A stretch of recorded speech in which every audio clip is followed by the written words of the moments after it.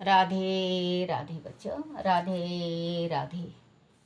ओम नमः शिवाय, ओम नमः शिवाय। शिव हरि बच्चों, बोलो श्री कृष्ण भगवान की जय, भागवत सारे की जय। 1066। स्वभाव के अधीन मत बनो, स्वभाव को अपने अधीन करो। खूब सत्कर्म करने जप और ध्यान करने से स्वभाव सुधरता है। सत्संग सद ग्रंथों के संग से स्वभाव सुधरता है। 1067। पहले अपने मन को सुधारो, पीछे दुनिया को सुधारना। तुम्हारे चरित्र से तुम्हारी अंतर आत्मा को संतोष हो तो मानना कि स्वभाव सुधरा है। 1068। कामी के हाथ में वेद मंत्र जाप तो, कामी के हाथ में वेद मंत्र जाप तो वह उसका इच्छिक मन माना अर्थ करता है, वेद का वह उल्टा अर्थ करता है। 1069। देव धन और ब्राह्मण का धन पचाने की इच्छा मत रखो। बच्चों, जो देव धन है, जैसे कि हम अपनी कमाई में भगवान का पैसा, जैसे कोई 100 रुपये रख देता है, कोई 1000 रखता है, कोई 2000 रखता है। पितरों का कोई गुल्लक बनाता है, कोई पितरों का बनाता है, कोई माँ शक्ति का बनाता है। तो उसको फिर बच्चों, अगर हम उसको जो रखेंगे तो हमें नौरते में ही खर्च कर सकते हैं। माता का घी ले आओ, कंचक जिमाओ, उनके वास्ते अच्छा चीज़ ले आओ, किताब कॉपी ले आओ उनके वास्ते, कन्या के वास्ते। तो बच्चों, अगर उस पैसे को हम बचा लें, अगर हम भगवान का पैसा को बचा लें, जैसे कोई मंदिर है, मंदिर का कोई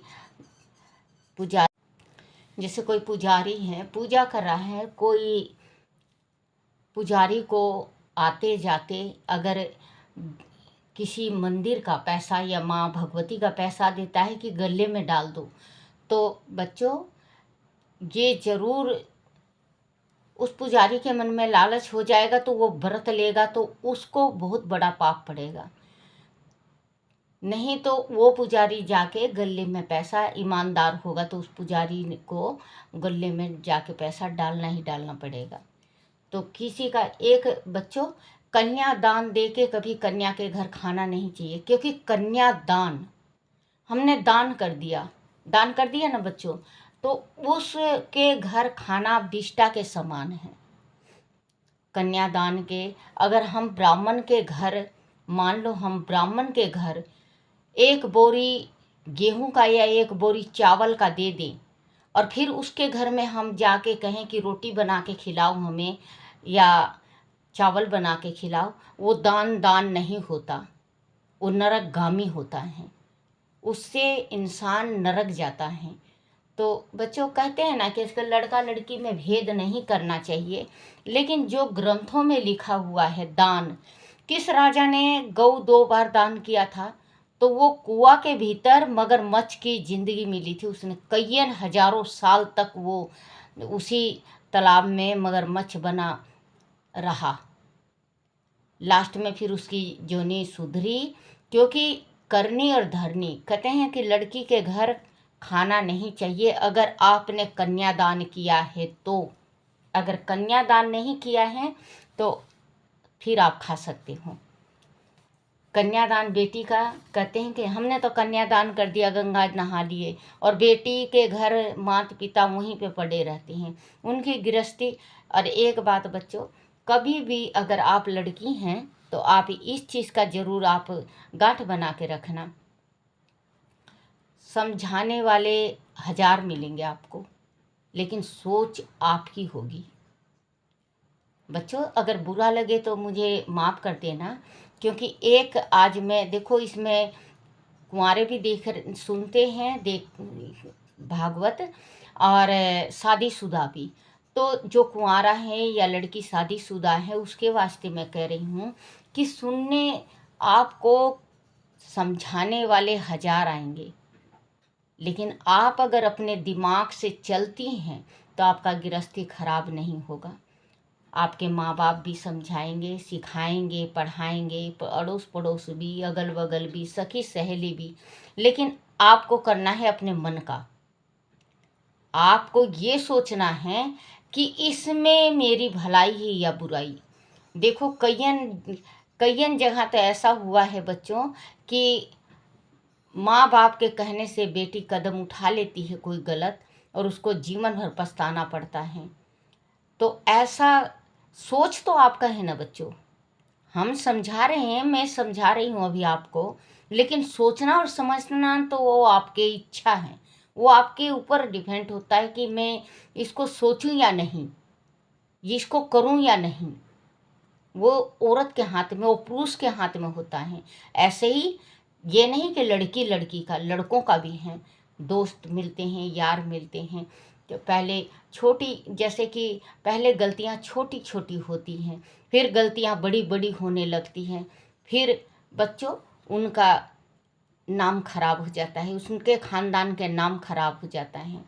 तो बच्चों जो गलती छोटी है उसी को सुधारो पहले, बड़ी गलती नहीं होगी, बड़ी गलती चाह के भी नहीं होगी। छोटी गलती को सुधार लोगे ना बच्चों।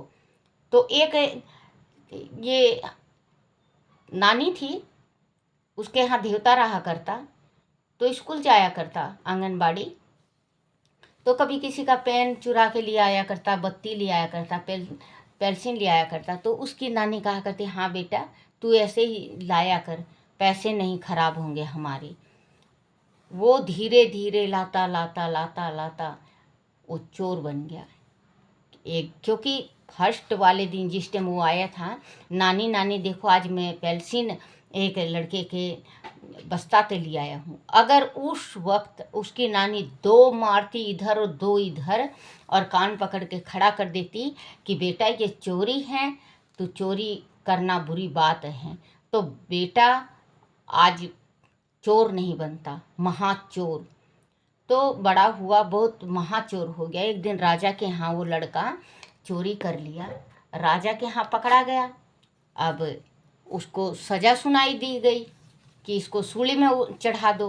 राजा ने कहा तो लास्ट ख्वाहिश तुम्हारी क्या है बेटा, बताओ जो लास्ट ख्वाहिश हो। वो कहने लगा मेरी लास्ट ख्वाहिश, अंतिम ख्वाहिश मेरी कुछ भी नहीं है, मैं अपनी नानी से मिलना चाहता हूँ। बोले कोई बात नहीं, नानी को बुलाओ। नानी को बुलाया गया। बोले नानी कान इधर करो। बोले क्या कर रहे हो। बोले मैं अपनी नानी को कुछ बात कान में बताना चाहता हूँ। उसकी नानी कान ले गई उसके मुख के पास। उसको तो इतना क्रोध आया था कि मेरी नानी ने गलत शिक्षा दिया मुझे। वो कान को काट लिया, कान को काट लिया। तो राजा साहब कहने लगे, बोले नंदित तुमने ऐसा क्यों किया। बोले मैंने राजा साहब इस वास्ते किया, जिस दिन मैं पेंसिल चोरी करके लाया था और मैं कहा अपनी नानी से, नानी नानी मैं उसके बस्ते से चोरी करके लाया हूँ, तो मेरी नानी ने ये शिक्षा दिया कि बेटा ऐसे ही तू लाया कर, हमारा पैसे बचेंगे। तो आज मैं महाचोर हो गया। अगर मेरी नानी उस दिन मुझे 2 थप्पड़ मार के और समझाती कि बेटा ये चोरी है, तो मैं चोरी नहीं करता। तो बेटा चोरी चोरी होता है, बदमाशी बदमाशी होता है। तो वही कहावत है कि पहले जो गलती होती है, छोटी गलती होती है, पहले छोटी को संभालो। पहले छोटी को अगर आप मजबूत हो और छोटी को संभालिए तो बड़ी नहीं हो सकती गलती आपसे। 1069 देव धन और ब्राह्मण का धन पचाने को। जैसे ब्राह्मण का धन, कोई ब्राह्मण है, आपको जैसे कोई बीमार है और आपको अपना धन मूल दे के जाता है कि अगर मेरे कुछ हो जाए, अगर मैं मर जाऊं तो मेरी बेटी को दे देना या मेरे बेटे को दे देना। अगर आपने वो हजम कर लिया, या किसी ब्राह्मण के घर में आप रह रहे हो, उसका ज़मीन जायदाद आपने हजम कर लिया, तो इससे बेटा बहुत भारी नुकसान होता है। देवधन और ब्राह्मण का धन पचाने की इच्छा मत रखो। 1070 तुम्हारे घर ब्रह्मचारी आवे तो उनका सम्मान करो। 1071 ब्रह्मचारियों को गृहस्थी रूपी संसार में माथा पर्ची नहीं करनी चाहिए। माथा पर्ची नहीं करना चाहिए, फालतू बकवास नहीं करना चाहिए, कोई सलाह नहीं देना चाहिए। जो बाल ब्रह्मचारी साधु हैं उनको उनके गृहस्थी में दखल नहीं देना चाहिए। 1072 वृद्धावस्था में प्राण बहुत अकुलाते हैं। वृद्धावस्था स्वयं रोग है। बोलो श्री कृष्ण भगवान की जय हो। श्री कृष्ण गोविंद हरे मुरारी, हे नाथ नारायण वासुदेवाय। बोलो श्री कृष्ण भगवान की जय। श्री हरिवंश पुराण की जय हो। हरिवंश पुराण में पुण्यक व्रत का वर्णन जन्मेजय द्वारा पूछे जाने पर वैशंपायन जी ने पुण्यक व्रत के विषय में बताते हुए कहा, हे नर श्रेष्ठ, सर्वप्रथम शंकर की प्रिया उमा द्वारा इस पुण्यक व्रत की विधि उत्पन्न हुई। रुक्मणी आदि द्वारा पूछे जाने पर नारद ने पुण्यक व्रत के विषय में उनको जो विस्तार से बताया था, तुमको मैं वही सब विषय में उनको जो विस्तार से बताया था, तुमको मैं वही संक्षेप में बता रहा हूँ। यह अत्यंत कल्याणकारी वह शुभ व्रत है। इसके विषय में मनोयोग से सुनो।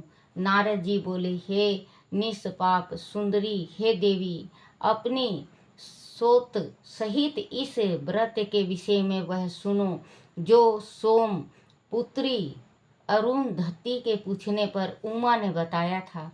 उमा को इस व्रत का उपदेश सर्वज्ञात शंकर जी ने दिया था। जिस स्त्री का सती तो सदा अखंडित है और धर्मचारण से युक्त है, वही इस व्रत की आदि करणी होती है।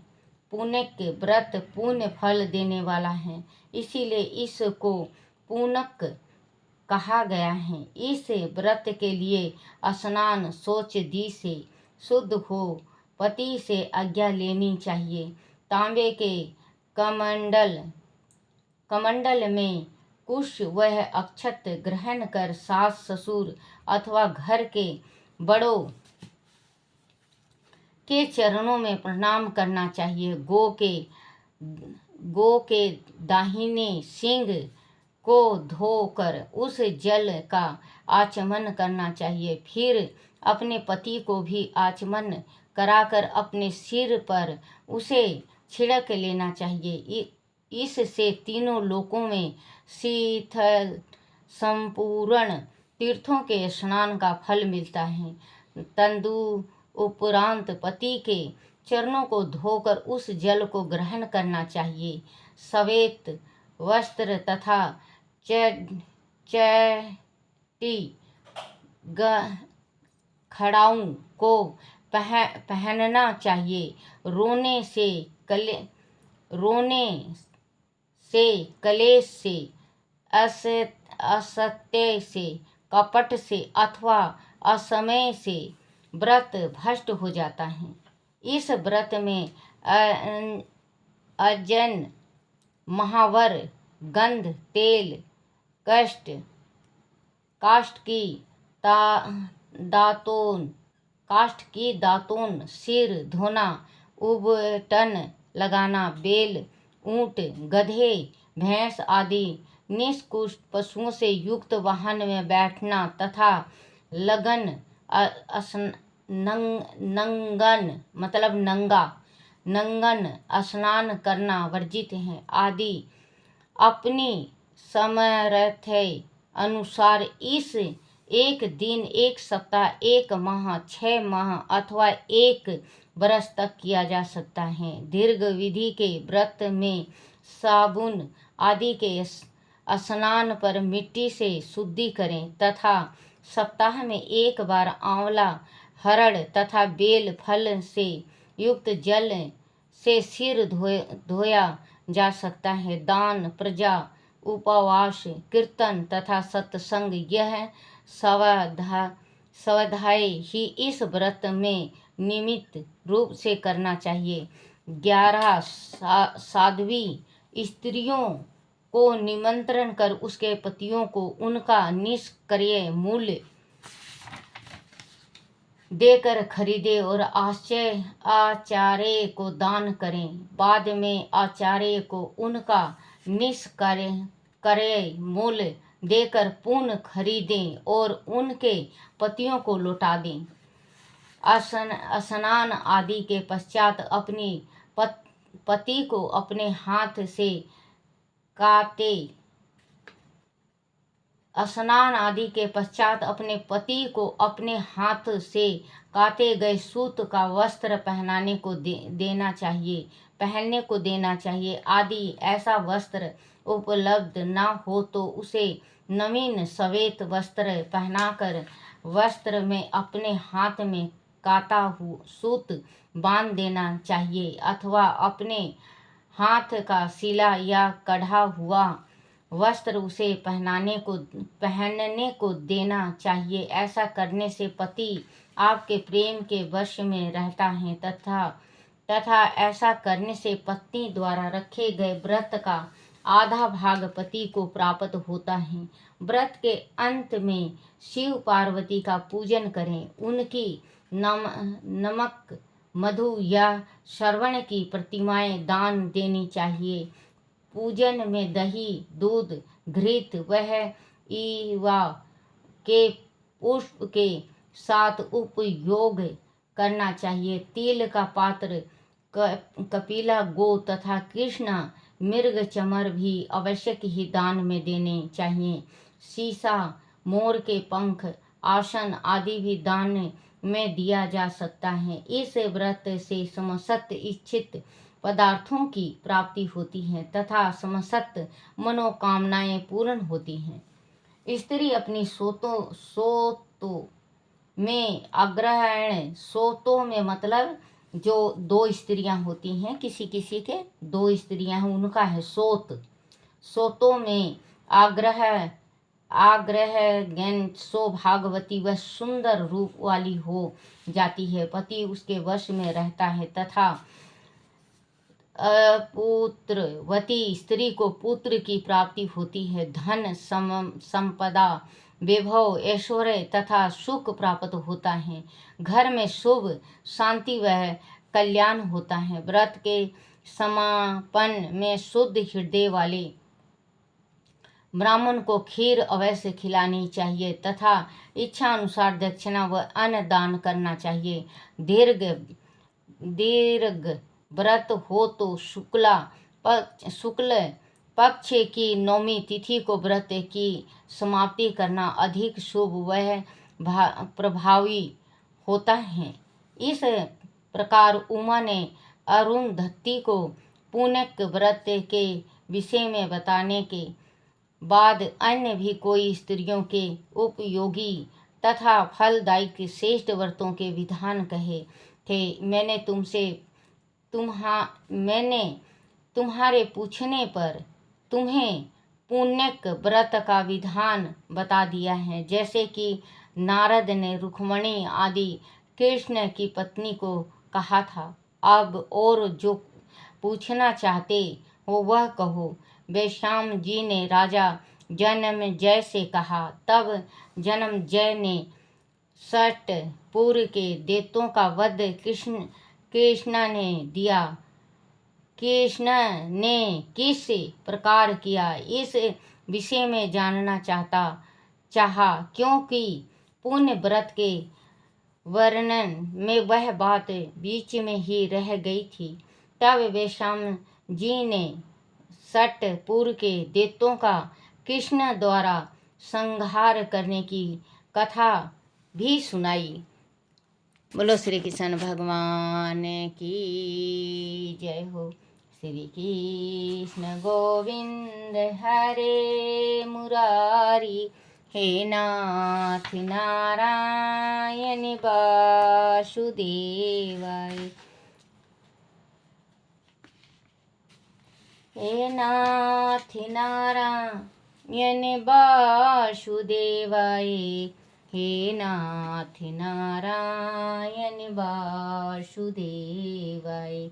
श्री कृष्ण गोविंद हरे मुरारी, हे नाथ नारायण वासुदेवाय। बोलो श्री कृष्ण भगवान की जय हो।